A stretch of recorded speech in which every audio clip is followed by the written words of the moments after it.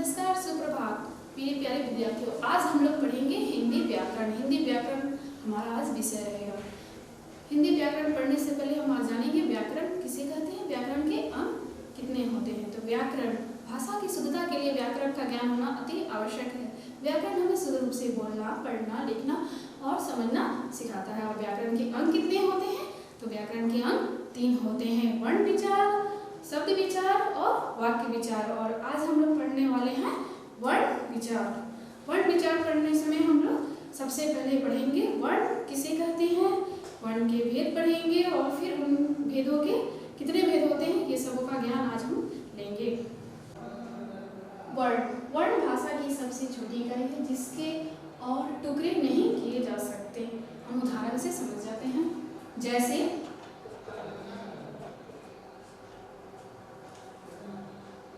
अ, आ, क में हलंत, ख में हलंत आदि। हम एक शब्द ले लेते हैं, हमारे मुख से एक ध्वनि निकले राम, एक शब्द ले लिए राम। ये उदाहरण से हम इसे समझते हैं। अब इसे तोड़कर आपको बताते हैं कि राम में से वर्णों को कैसे अलग किया जाता है। र में हलंत, आ,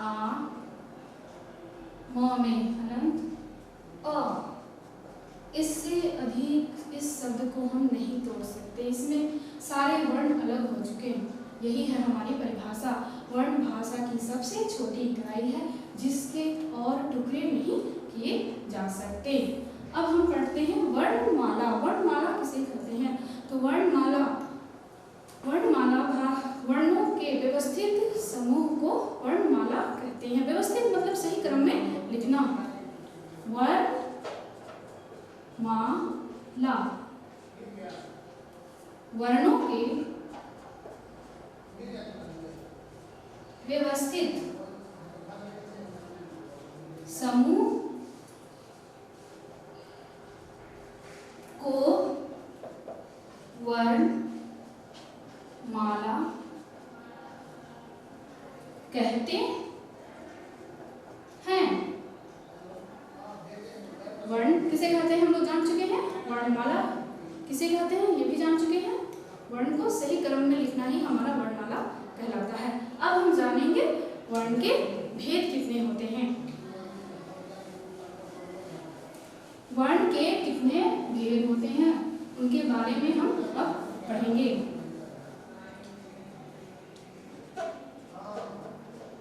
वर्णों के भेद, वर्ण के कितने भेद होते हैं? 2 भेद होते हैं। वर्ण के 2 भेद होते हैं। वर्ण के 2 भेद होते हैं। पहला स्वर वर्ण, दूसरा व्यंजन वर्ण। पहला हो गया हमारा स्वर वर्ण, दूसरा व्यंजन वर्ण। अब हम जानेंगे स्वर वर्ण किसे कहते हैं और व्यंजन वर्ण किसे कहते हैं। इसको और अच्छे से हम लोग जानने के लिए इसे क्लियर करना पड़ेगा। वर्ण, पहला हो गया हमारा स्वर वर्ण, दूसरा व्यंजन वर्ण। स्वर वर्ण कहते किसे हैं? जिन वर्णों का उच्चारण स्वतंत्र रूप से किया जाता है उसे हम स्वर वर्ण कहते हैं। जिन वर्णों का उच्चारण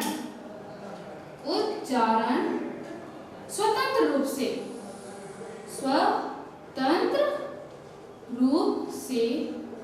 किया जाता है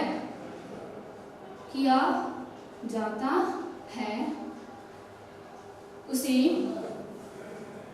स्वर वर्ण कहते हैं। स्वर वर्ण किसे कहते हैं? तो जिन वर्णों का उच्चारण स्वतंत्र रूप से किया जाता है उसे स्वर वर्ण कहते हैं। अब हम जानेंगे व्यंजन वर्ण किसे कहते हैं। व्यंजन वर्ण जिन वर्णों के उच्चारण में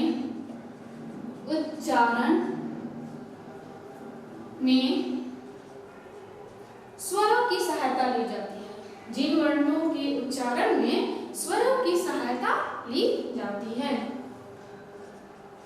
स्वरों की सहायता ली जाती है उसे क्या कहते हैं? व्यंजन वर्ण। उसे व्यंजन वर्ण कहते हैं। हम जान चुके हैं स्वर वर्ण किसे कहते हैं, व्यंजन वर्ण किसे कहते हैं। दोनों में अगर अंतर आपसे पूछा जाए तो याद रखिएगा, स्वरों को बोलने के लिए हमें हिंदी की जरूरत नहीं पड़ती क्योंकि ये स्वतंत्र रूप में बोले जाते हैं, और लेकिन व्यंजन को बोलते समय हमें स्वरों की मदद या सहायता लेनी पड़ती है। अब हम जानेंगे स्वर वर्ण कुल कितने होते हैं। तो स्वर वर्ण कुल 11 होते हैं। ये कितने होते हैं? ये 11 होते हैं। अ,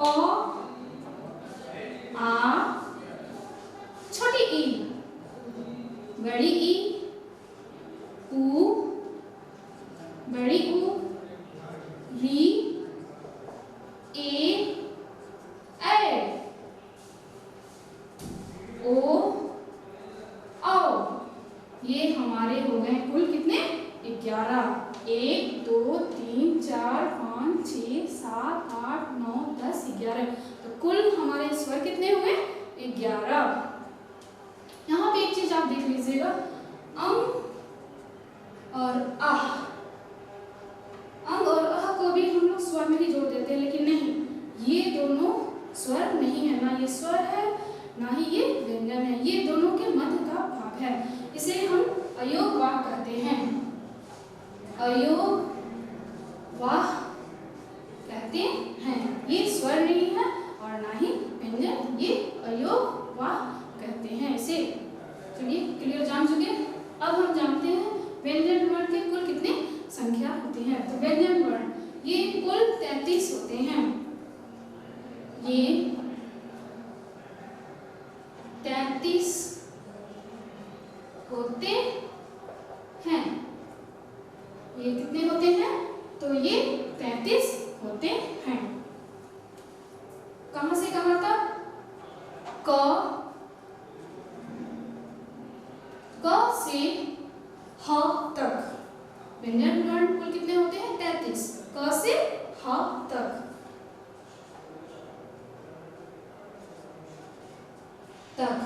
छ, त्र, ज्ञ और स्र ये व्यंजन वर्ण नहीं होते हैं, ये संयुक्त व्यंजन होते हैं। ये दो वर्णों के मेल से बनते हैं। अब हम जानेंगे स्वर। जान चुके हैं स्वर वर्ण किसे कहते हैं, व्यंजन वर्ण किसे कहते हैं। दोनों में अंतर भी हम जानते हैं कि एक को बोलते समय या उच्चारण करते समय ये स्वतंत्र रूप से बोले जाते हैं, और जिन वर्णों के उच्चारण में स्वरों की सहायता ली जाती है ये हमारा व्यंजन वर्ण है। कुल स्वर 11 होते हैं और कुल व्यंजन 33 होते हैं। दोनों में हम अंतर जान चुके हैं। अब हम जानेंगे स्वर और उनकी मात्राओं के बारे में।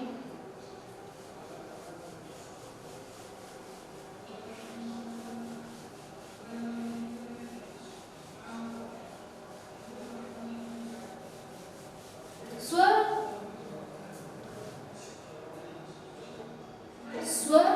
और उनकी मात्राएं।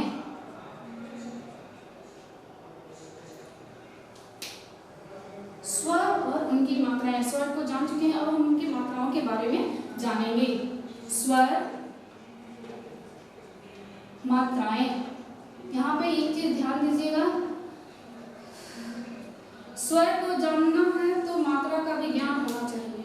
अगर मात्रा का ज्ञान बच्चे को नहीं होगा तो वो सारे शब्द गलत हो जाएंगे।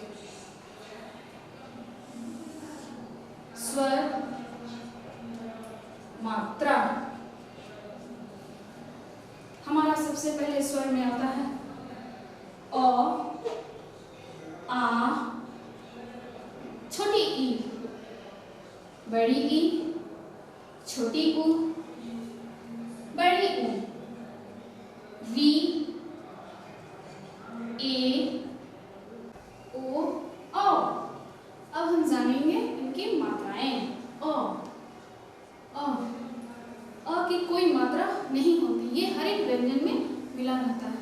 तो यहाँ पे हम लिखेंगे कोई मात्रा नहीं। क्यों? अ में कोई मात्रा नहीं होती है क्योंकि ये हर एक व्यंजन में मिला रहता है। अगर अ व्यंजन में ना मिले तो हम व्यंजन को नहीं पढ़ सकते हैं, इसलिए अ की कोई मात्रा नहीं होती है। आ, सीधा रेखा के नीचे एक पाई, छोटी ई, इसे हम हमेशा आगे की तरफ से लेते हैं, वर्ण के आगे। बड़ी ई, ये हमेशा वर्ण के पीछे से लिया जाता है। छोटी ऊ, ये हमेशा वर्ण के नीचे आगे की तरफ। बड़ी ऊ, ये हमेशा वर्ण के नीचे और पीछे की तरफ। री, री हमेशा वर्ण के नीचे छोटे से सी जैसा। ए, ये हमेशा सीधा रेखा के ऊपर एक मात्रा के रूप में। ए, ए हमेशा सीधा रेखा के ऊपर दो मात्राओं के रूप में। ओ, ओ हमेशा सीधा रेखा के नीचे एक पाई और ऊपर एक मात्रा के रूप में।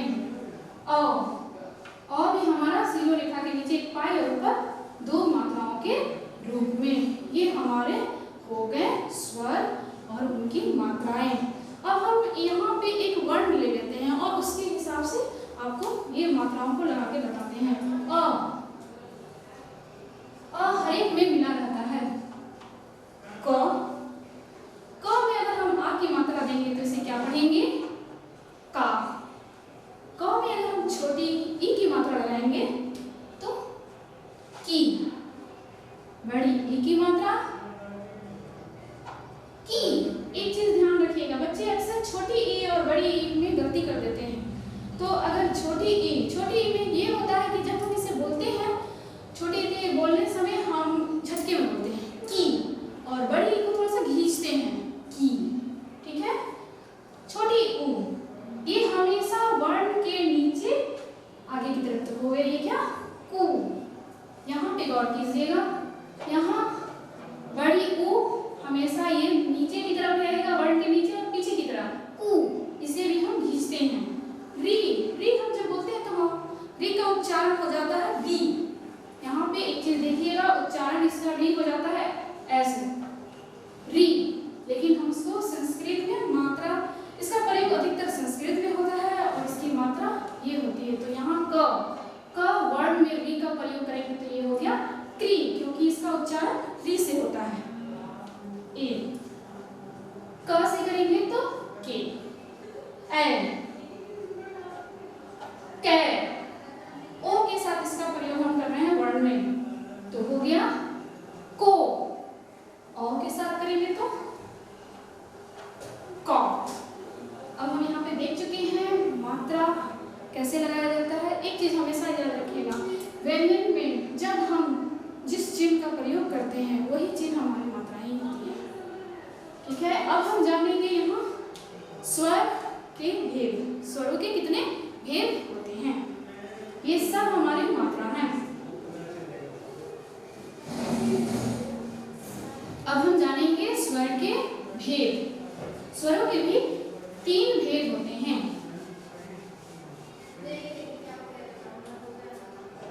स्वर, स्वरों के भेद, स्वरों के भेद। तो स्वर के कुल कितने भेद होते हैं?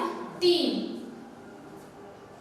स्वर के 3 भेद होते हैं। पहला, ह्रस्व स्वर। दूसरा, दीर्घ स्वर। तीसरा, प्लुत स्वर।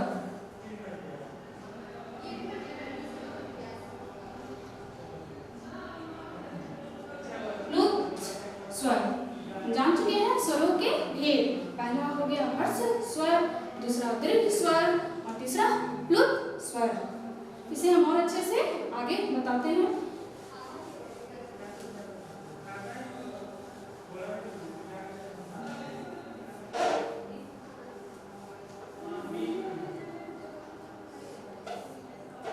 पहला हम क्या बताए थे आपको? हर्ष स्वर। हर्ष स्वर, हर्ष का मतलब ही होता है छोटा, लघु। इसका एक नाम ये भी बोल सकते हैं, लघु या छोटा। दूसरा हमारा हो गया दीर्घ स्वर। तीसरा हमारा हो गया प्लुत स्वर। प्लुत स्वर ये हमारा तीसरा। हर्ष स्वर, जिन स्वरों के उच्चारण में कम समय लगे, हम क्या बोल सकते हैं? कम समय लगता है। जिन स्वरों के उच्चारण में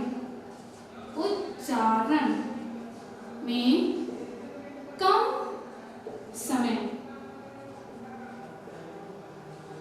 लगता है, उसे हम क्या बोलते हैं?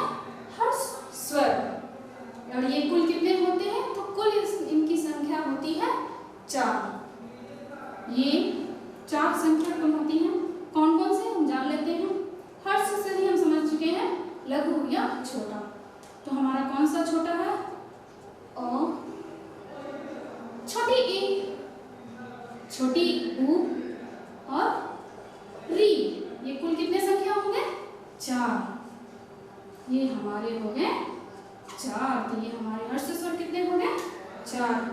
और छोटी ई, छोटी ऊ और री। अब हम जानेंगे दीर्घ स्वर किसे कहते हैं। तो यहाँ पे एक चीज नोटिस कीजिएगा, ये हर्ष स्वर की बात और दीर्घ स्वर। दीर्घ स्वर के उच्चारण में हर्ष स्वर से 2 गुना समय लगता है। कितना?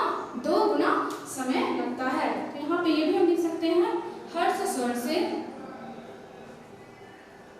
जिन स्वरों के उच्चारण में हर्ष स्वर, किनसे? हर्ष स्वर। हर्ष स्वर से 2 गुना समय लगता है। कितना लगता है? 2 गुना। और वो कौन से हैं? तो वो देखिए, आ, बड़ी ई, बड़ी ऊ, ए, ऐ, ओ, औ। इनकी कुल कितनी संख्या हुई? 1, 2, 3, 4, 5, 6, 7। यानी कुल 11 स्वर में से ये 4 हमारे हो गए हर्ष स्वर और ये 7 दीर्घ स्वर। तो ये हमारे कितने हो गए? ये 7 होते हैं। चलिए इसको और में यहाँ पे अच्छे से लिख देते हैं, आपको याद रहेगा।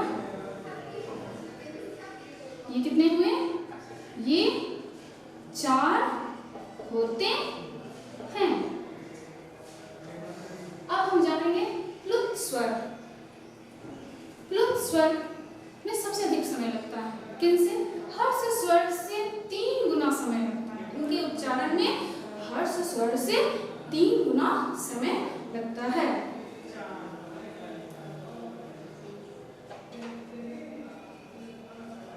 जिन स्वर में हर्ष स्वर से 3 गुना समय लगता है। ठीक है, क्या जाने हम लोग स्वर के भेद में? हर्ष स्वर, दीर्घ स्वर और प्लुत स्वर। हर्ष स्वर में कम समय, दीर्घ स्वर में हर्ष स्वर से 2 गुना समय, प्लुत स्वर में हर्ष स्वर से 3 गुना समय। इसे याद रखिएगा, प्लुत स्वर का प्रयोग संस्कृत में किया जाता है, हिंदी में नहीं। मैं आपको